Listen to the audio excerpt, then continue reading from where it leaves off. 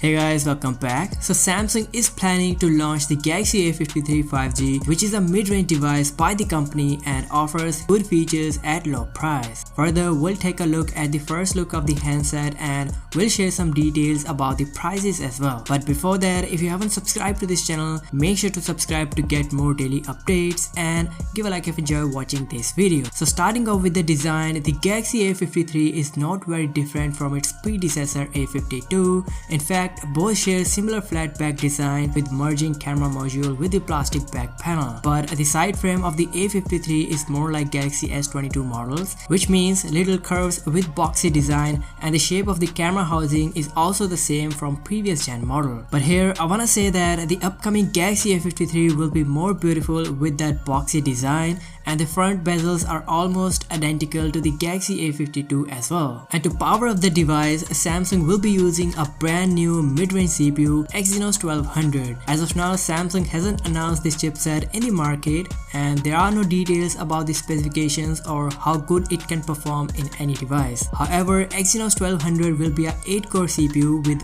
2 high-performance cores clocked at 2.4 GHz and 6 power efficiency cores clocked at 2.0 GHz. Now the best part is where many brands with their budget phones don't provide the latest Android update. Here Samsung is currently at the top for software updates, so this device is also coming with Android 12 out of the box. Moreover, the Galaxy A53 might come in 2 different RAM and storage variants. First, 6GB of RAM and 128GB of storage, and the second one will be 8GB of RAM and 256GB of storage. Moving on to the display, Samsung A53 will come with 6.4-inch 1080p resolution Super AMOLED display and 120Hz refresh rate. HDR10+ always on display feature will also be provided, so the display will be great for a mid-range phone and better than the competition. Now talking about the camera setup, the phone has a quad camera setup on the back just like the Galaxy A52, means 64 megapixel primary shooter with optical image stabilization, 12 megapixel ultra wide for the wide angle photos, 5+5 megapixel macro and depth shooter. Now the thing is, with the Galaxy A52, the optical image stabilization only works with the photo mode, and when we switch to the video mode, the optical image stabilization seems to be doesn't work. And if same is the case with the upcoming Galaxy A53, then this might be a big bummer for many users. Now moving on to the price details, the standard variant of the A53, 6GB of RAM and 128GB will cost you around $499 but you guys let me know what are your thoughts about this in the comment section.